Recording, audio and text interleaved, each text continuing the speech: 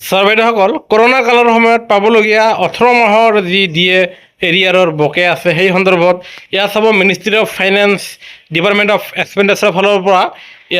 চাব 15 তাৰিখ 4 মাহ 2026 চলিত এপ্ৰিল মাহৰে এক বিশেষ শেহতীয়া খবৰ প্ৰকাশ পাইছে, যিটো সকলো কৰ্মচাৰীৰ পেঞ্চনাৰসকলে জনাটো অত্যন্ত জৰুৰী। ভিডিঅ'টো একেবাৰে সৰু 1 মিনিটৰ ভিতৰত আমি ক'বলৈ ওলাইছোঁ। ছাৰ বাইদেউসকলে চাব টু Shri Ajay general secretary confederation of defence recognise এছ'চিয়েশ্যনৰ এই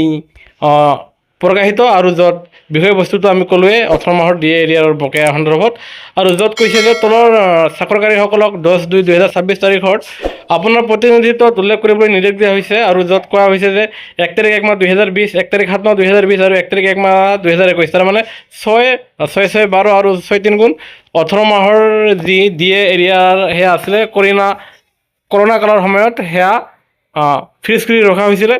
আৰু সেই সময়ত যি বিত্তীয় সংকটৰ দহে দিয়া হৈছিল, আৰু যাৰ ফলত পুনৰাই এয়া যি ফাইনেন্স বিভাগৰ ফালৰ পৰা প্ৰকাশিত জাননী মৰ্মে জনা গৈছে যে